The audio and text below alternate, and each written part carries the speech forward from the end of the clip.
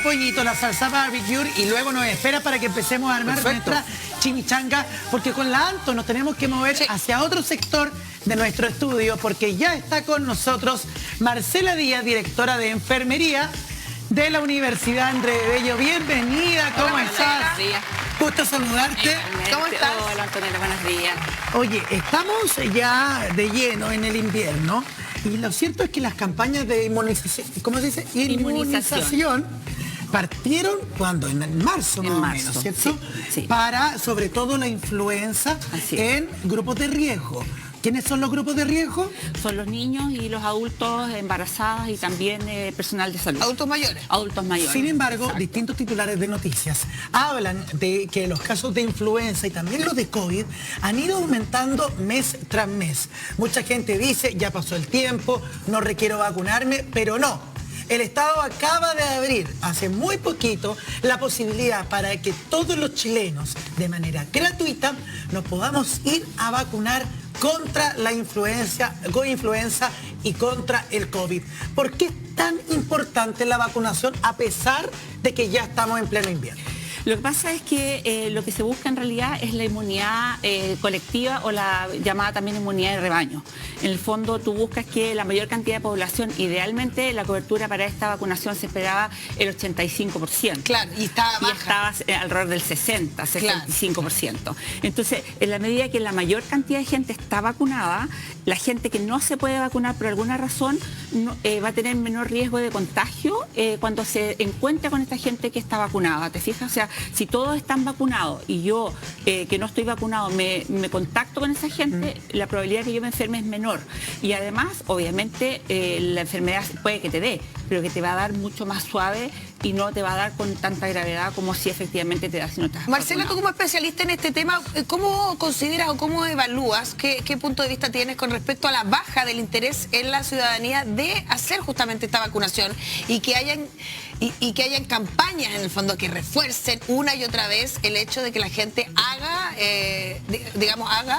cumpla con el cumpla, programa, claro. Porque haga caso suena muy raro, pero que cumpla con esta propuesta? Lo que pasa es que se han levantado muchas voces, digamos, respecto de... disidentes respecto de la vacunación. Entonces hay gente que está en contra de la vacunación, que no quiere vacunar a sus hijos, poniendo en riesgo no solamente a su hijo, sino también a los hijos de los demás, digamos, porque si un niño que no está vacunado va a un jardín, va a contagiar a todos los que están en el jardín. Sí, se enferma, sí, claro, se enferma, por supuesto. supuesto. Lo que pasa es que si no está vacunado, la probabilidad de que se enferme es mucho más alta. Claro, entonces, pero la influenza, ya lo sabemos, viene hace muchísimo tiempo, existen estudios también de los efectos secundarios que eventualmente puede tener esta vacuna y por ahí quizás también el temor de las personas que hoy día evalúan o lo piensan dos veces antes de vacunar a sus hijos. ¿Esos efectos secundarios cuáles son los más comunes? Mira, en general la mayoría son locales, es decir, son en el brazo, dolor, hinchazón, enrojecimiento, un poquito de fiebre incluso. Hay gente que dice que se resfría después de la vacuna. Eso es habitual, es normal. Yo casi me voy para el otro lado, le cuento al tiro. Claro, después de 5 días muy enferma. Sin embargo, si uno hace una influenza probablemente más crítica, tú puedes llegar a tener una enfermedad grave. Puedes llegar a tener una neumonía, puedes llegar a estar hospitalizado. ¿La gente se muere por influenza? Se muere por influenza. En Chile ya tenemos gente que ha muerto por enfermedades respiratorias y la verdad es que efectivamente, sobre todo las personas de riesgo, evidentemente que tienen enfermedades concomitantes, son gente que puede morir de influenza. Para la gente que es reacia, lo que estábamos hablando recién, para cautivar a la audiencia que quizás no está disponible o dispuesta a vacunar a su hijo, como el caso de una familia que en Coquimbo, creo, no quiso vacunar a su hijo con de la vacuna de hepatitis B y de alguna manera el Estado la obliga a hacerlo. Quiero saber y quiero que tú nos digas, que nos des luces de entender cómo funciona una vacuna dentro del cuerpo. Puede ser la influenza, puede ser COVID. ¿Cómo funciona? ¿Qué es lo que realmente nos meten en el cuerpo? En el fondo lo que te meten es un virus ya sea atenuado o un virus muerto, parte de un virus muerto o parte de un virus atenuado. Y lo que hace es que te genera a ti, este es como un cuerpo extraño que te incorporan en tu organismo y genera lo que se llaman los anticuerpos. Te incorporan un antígeno, ese antígeno genera una respuesta inmunitaria y esa respuesta inmunitaria hace que el organismo se defienda. generando anticuerpos en contra de ese microorganismo, que como está atenuado, a ti no te genera mayores síntomas ni la enfermedad. Perfecto. Y por lo tanto, una vez que tú te vuelvas a encontrar con ese microorganismo, sea virus o bacteria, tus defensas ya están listas. Porque ya lo reconoce. Porque ya lo reconoce. Pasó por ahí. ¿Por qué? ¿Cuál es el problema del que no está vacunado? Cuando yo no estoy vacunado y me encuentro por primera vez con la enfermedad, me demoro mucho tiempo en reaccionar, en generar los anticuerpos, y es más rápida la enfermedad, que puede causarme mucho daño en el que tus defensas. Cuando yo parta con activar mis defensas. Perfecto. Entonces ese es el sentido de poner Mira, las el vacunas. caso de La Serena nos sirve para ejemplificar un poco todos los mitos que se tejen en torno a las vacunas.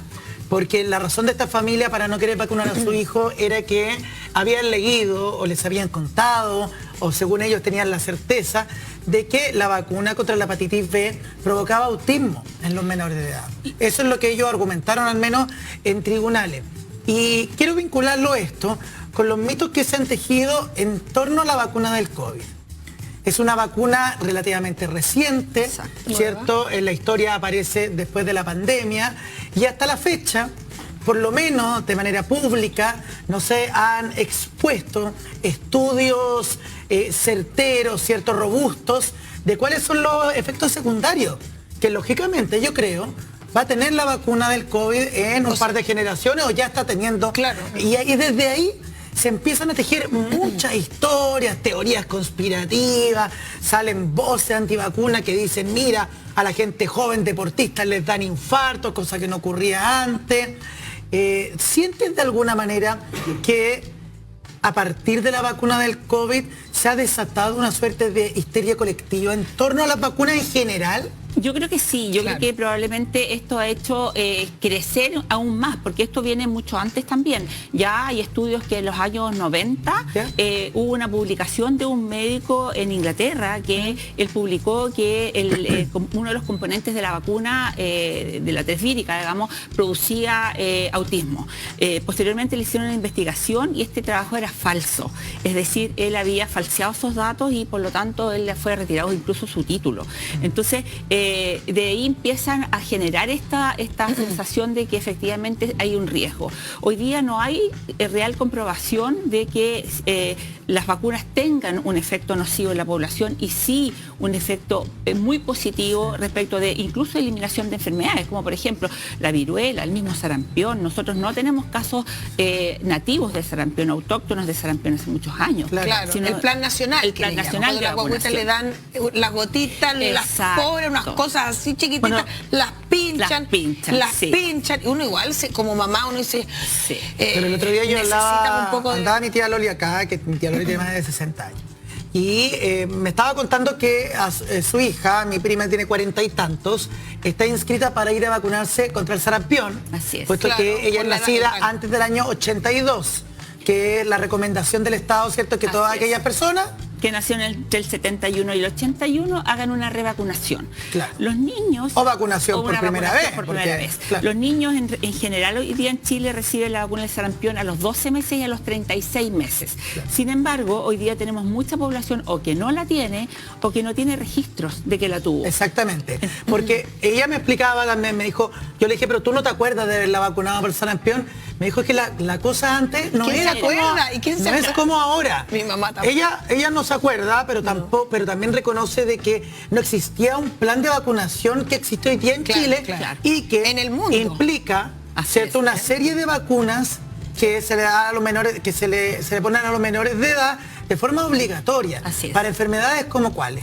Por ejemplo, la difteria, el tétano, Coqueluche. el coqueluche, ¿cierto? Está, bueno, la primera es la BCG, contra la... ay, se me fue el...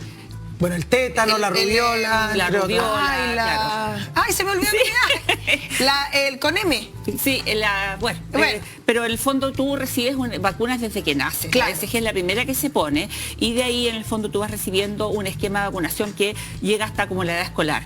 Después hay embarazadas que también están dentro del programa de vacunación y luego el adulto mayor, ¿cierto?, que es el que está de mayor riesgo. Entonces, el programa nacional lleva un registro desde los años 70, alrededor empiezan estas campañas de vacunación, y hoy día el registro va en un sistema que se llama Registro Nacional de Inmunización, donde tú, por ejemplo, si has sido vacunado en los últimos probablemente 20 años, vas a un lugar, a un vacunatorio, y se sabe que búsquenme mis antecedentes de vacuna, y ellos te van a entregar cuándo te vacunaste y de qué te vacunaste. ¿Y qué pasa si tienes que, lo que dice tu prima, ¿no? Yo también estoy en el rango. Si uno decide no vacunarse porque siente que ya tiene la dosis completa. Hoy día hablas con tu mamá te lo dice, tu nivel de salud, eres bastante relativamente muy sano y no deciden, ¿qué pasa? ¿Qué pasa con el riesgo, por ejemplo, para la gente que viaja fundamentalmente? Ya. Entonces, ¿por qué? Porque si yo viajo fuera de Chile, en países donde hoy día hay brotes, por ejemplo, en este minuto hubo un brote de sarampión en casi toda América,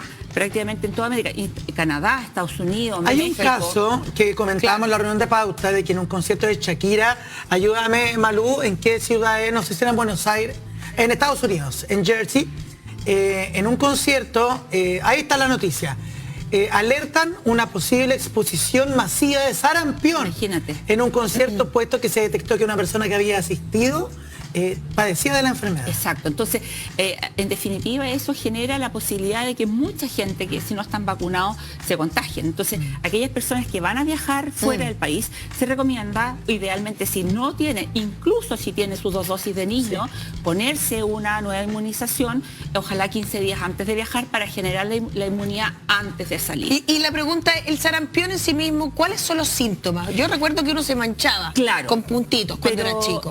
Parte originalmente con fiebre alta, con compromiso de estado general, con mucha mucosidad en la nariz, ¿cierto? Es como un resfrío fuerte. Es como un resfrío fuerte, luego parte...